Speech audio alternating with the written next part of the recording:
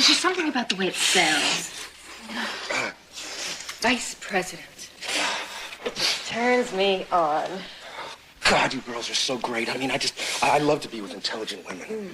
Smart is so sexy. Pour finir cette superbe semaine consacrée aux plus grands cinéastes contemporains, ce qui prouve par ailleurs à mes détracteurs que je ne passe pas mon temps à détruire des films et à casser des DVD, même si je dois reconnaître que ça me procure une jouissance extrême, rien de tel que de s'intéresser au plus hardcore de tous, Paul Verhoeven, à l'honneur sur Frisson avec le monumental Robocop. Inutile de vous présenter pour la 20e fois le bonhomme, ce que j'ai déjà fait récemment suite à la diffusion du sulfureux Basic Instinct, Paul Verhoeven, désormais paria à Hollywood suite aux beats de Showgirls et Hollow Man, étant depuis longtemps un cinéaste reconnu par les cinéphiles comme détesté par les curés.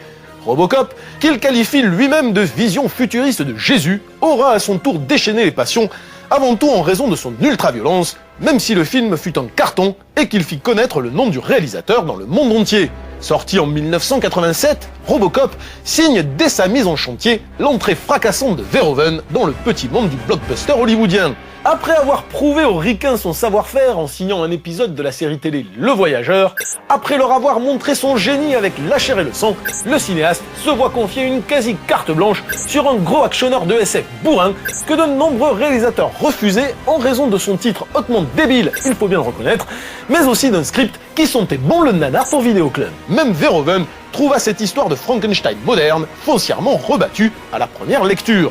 C'est sa femme, persuadée qu'il contenait en filigrane une vision acerbe et cynique de l'Amérique, qui réussit à le convaincre. Et il n'en fallut guère plus au cinéaste hollandais pour rentrer dans le lard du projet avec sa finesse légendaire et transformer un film de SF limite infantile en monument d'action hardcore matiné d'une satire anticonformiste de la société américaine.